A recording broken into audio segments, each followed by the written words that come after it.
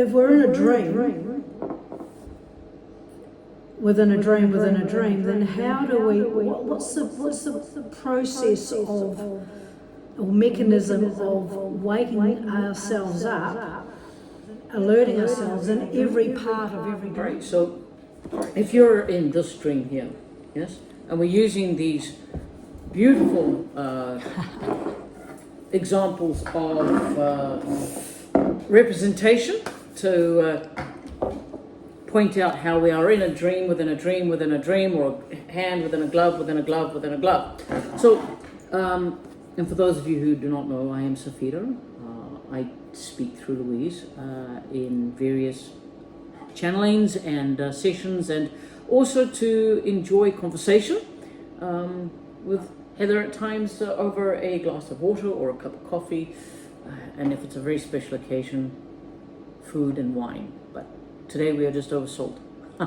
So, in fact, salt is a very unique sort of thing, because like water, it is interdimensional, yes? And it is something that you are able to connect to. You can taste it in the different dimensions. You want to wake up in the dream that you're in. So this is dream number 1. And you're in this dream because you went to sleep over here through hypnotic intervention. You went deeper and deeper and deeper until you ended up in this dream. And this is the construct rhythm, all right? So you've gone down. So you were at one stage quite a large energy, very aware, and in many ways you still are, but you only see yourself as this. You see yourself as small, and you're in this place here. How do you get up? You wake yourself up. Now, you were sharing with me a little earlier, Heather, on a experience that you had where you were sitting at your desk, everything went down, as in like a power cut, you felt like something was unplugged, etc., etc. Now, go through that detail again to give the full energy of what you were experiencing. Okay, so what happened was that I went to bed and I went to sleep, or whatever experience I was having, it didn't feel like a dream.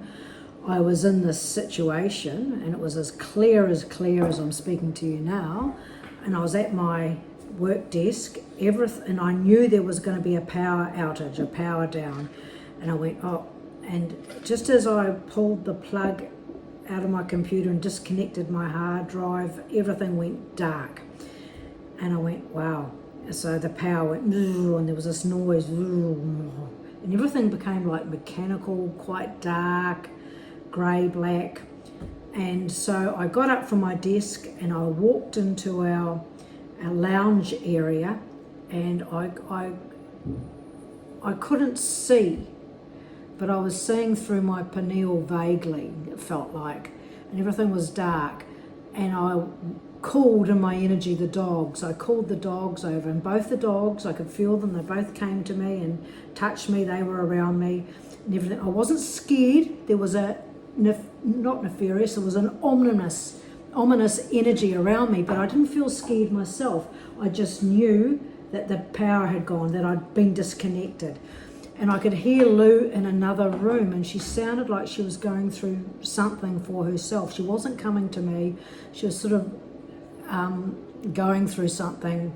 She was dealing with her own shit. Going through something uncomfortable. Okay, let's be, and she didn't come to me. And then, boom, I came into this dream where we are now. And so, in the relating of that story to me, I was able to show Heather that if you think of life as a chessboard, experiences, etc., you're in a construct, you're in a way of being where you're on the square, and this is the programming that you have to make. You go, for argument's sake, if you're the knight, or if you're the rook, or if you're the whatever, you have a certain direction that you can move, yes? And in chess, that is the move. If you cannot make that move, you must sacrifice or you must do something else. But your pieces have definitive moves that they can make.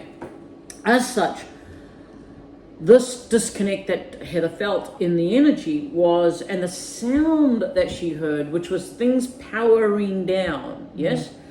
It came from the outside. It wasn't inside. It came from outside of her awareness, or outside the house, outside of where she was.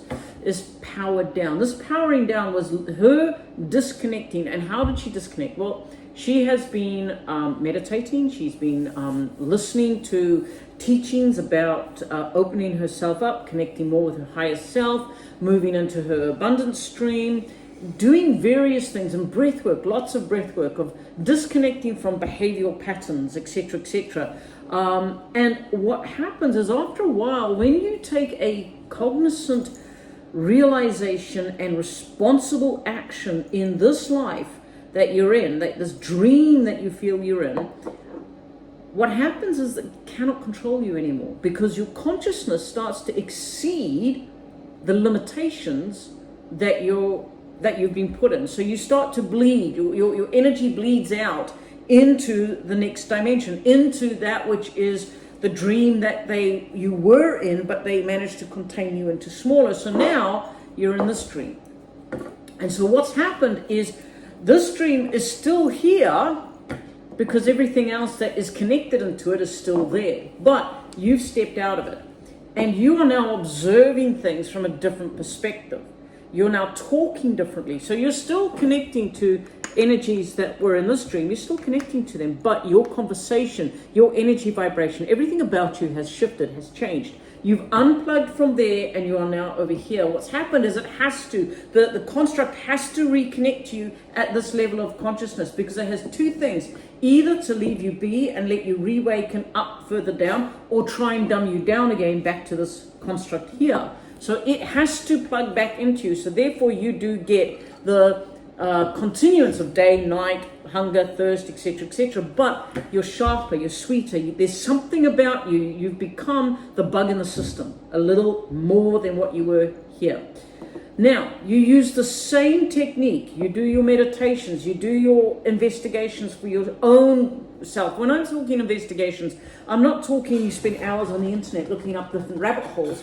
You go inward. You go breath work. You do breath work. You peel back the layers of who you are energetically, physically, mentally, emotionally. You heal this individual here, and you heal it in such a way that it doesn't rely on pattern breaks. It relies on energy breaks. Okay. In fact, I think what we should do here is maybe put the link into the white feather communication that you had recently. All right. And you can share that. That I believe that gives a very clear indication. Well, I can put a card up on this. Yes. Go to the white feather communication about the words. Your words are a vortex. Yes, absolutely. So now you're waking up in this particular experience of life, and you realize that you are more powerful here than what you were here. So now you're hungry. You want to know who you are exactly. What is my conscious connection? Who am I connected to cosmically? Who is the divine in my life? Is there a God? What is God? You're asking these types of questions. Now, you may have asked them in this life, but they weren't as powerful and as life-changing as they are here. Now you're causing, I'm going to cause it tidal waves in your energy. You're causing a little bit of a tidal wave energy formation here. You wake up, you have another experience where you dream, or you go through something where you suddenly realize, actually, I'm here, I'm more solid. There is something more about me energetically, spiritually, in my breath, in my light. I'm light, I'm vibration, I'm more than just a physical body. I'm more than just a concept of things that put me together that I feel and I'm emotively driven by. There's more to me here. And you start waking up in a different degree. You begin to see things energetically and physically and metaphysically. You start to deal with the quantum world here. Yes? This is more quantum. And I'm not talking quantum physics of science. I'm talking that plus spiritual quantum physics. Yes? Then you get to the point from this stage where you're now here, where you're both the container and the liquid. And in the liquid, you are the ice. You're everything. Everything is you, and you are nothing. You are everything. You are the continuance, and you are the end. You are the beginning and the end. Everything here is fluid. you're actually now beginning to question far more seriously your existence. Not because, oh, why was I born? What's my purpose? But what the bleep am I doing in this construct that's trying to control me? I am not the construct. I'm not the physical body. I'm not my mind. I'm not this. I'm not that. Yes, all of these attributes help my consciousness and my awareness to tap into the God that is me, that is in me, that does use my mind, use my imagination, or as I like to say, my intermagination, that which helps me create and manifest from within my energy. Now you activated this to such a degree that you have become the totality of who you are. You're now divinely connected. So you're now, in ascension terms, you're now on one of the highest steps that you can do. Does this happen in your lifetime? Yes, it can happen in your lifetime. You do not have to reincarnate multiple lives to get to this stage. You can be awakening to what is spirit and who I am in spirit today, and in 6 years' time be here, or in 6 months' time. It depends on what your level of growth is, of what you can pertain to and ascertain and accept. You see, acceptance is a big thing. You can hear words being spoken at you. You can speak these words. You can utter these affirmations. But if you do not believe them, if they do not resonate in your wholeness as a truth, then they are just empty words, clanging bells, as is said in other sort of belief systems. But you need to see what is your truth. And what I'm saying to you, you might go, oh, I don't believe in that. That's beyond me. Forget it. Psst, time out. Delete. That's fine. It does not change the truth that you are living inside of someone else's perspective and plan instead of your own. So what do I mean by this? Well, we all know that the nefarious energies have for eons laid out a plan, and it's been long term. So it started way back. Let's talk about what you would term the BCE, okay, before Christ era or before Common Era. Yes, it's been since the one of the latest, greatest resets, where the world as you know it was completely shattered and rebuilt.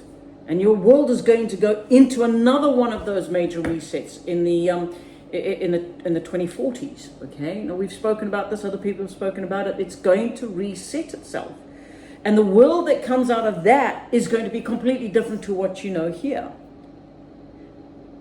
In each of these resets and subsequent mini resets, the algorithm, the system resets itself and reprograms to keep you in a smaller vibration, a smaller way of thinking about yourself. Think of it when you were a child, everything was possible. When you were a child, no dream was impossible. You could achieve anything. Then you went into junior school, and then into high school, and then into college and university. And by the time you left there were no dreams. All it was I have a procedure to do. I have to do this, this, and this to achieve this. I have to earn this, this, and this, and this to be able to do this. And all of a sudden you became what they were wanting, that excitable child who had to keep being told to stop asking the weird questions, to be quiet, to obey. They got that child full of life, full of expectation, full of dreams, full of magnificent concepts of what life should be, to yes sir, no sir, oh yes, I will drive on the side of the road, I will not speed over this, no, I will all of a sudden you have become an automat. And when you compare this to what was, I have to ask you, what happened? How did this beautiful creature of excitement, who couldn't wait to wake up in the morning, who was driven, would drive their parents crazy because we got to go all the time, we've got to find new things, to this,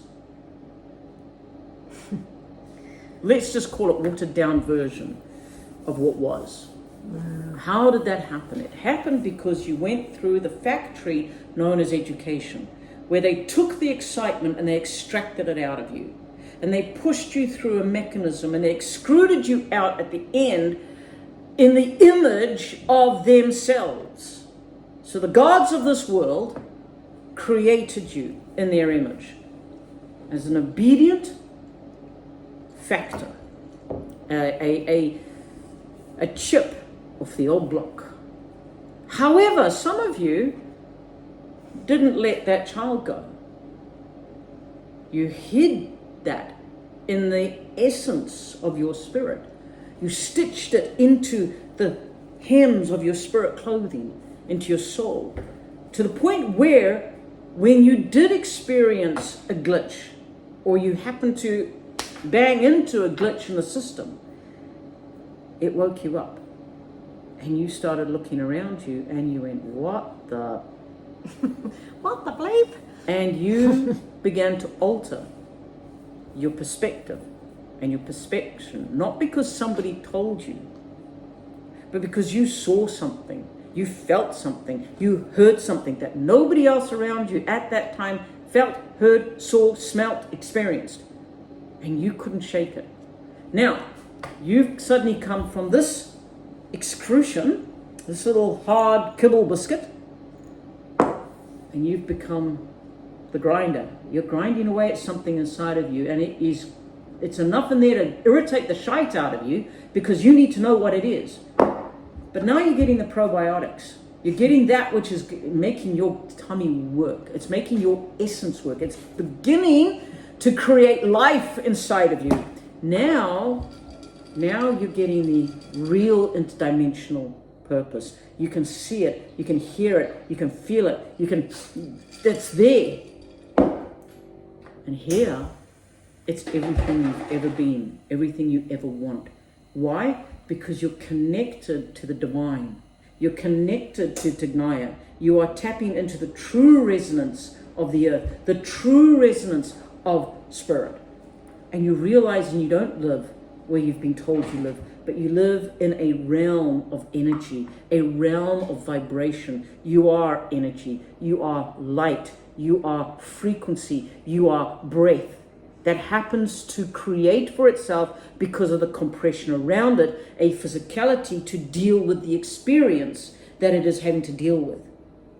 When you can't get your mind around that, you might begin to see how things actually are for you. What do you say? Oh, that's great. Excuse me. Blow that one out, baby. Woo. What a brilliant set of I'm now going to drink metaphors and analogy. I think it's fantastic. And you got it all so perfect. The probiotic was here, the crunchy salt was there. It's great. I love it. The steps to ascension, or the steps within ascension, or the steps to self-realization. Exactly. Whatever you call it. It's like that saying. Before enlightenment, fetch wood, carry water. After enlightenment, fetch wood, carry water. I think it's chop wood, carry water. And have humour. Wake up the child within. Well, that's always been something that's got me into a bit of trouble with the square box matrix. Absolutely. Just have fun in life. I reckon. Remember who you are. That is it. Remember who you are. Remember, the words that you say sometimes are not your words. They're programming. They're what have been fed to you through the influences and stimuli that you surround yourself with. So before you speak, pause. Ask yourself, do I really mean this? Is this really who I am? And if it is, then speak. But then be responsible for the reactions and the counter reactions of those words that you speak. And if they're not your words, then don't say them. Well, that's another topic. It is indeed. The what's going on with the realms But we'll leave of it the there. mental realm. Thank you very much, everyone. Thank you, Cifehtr.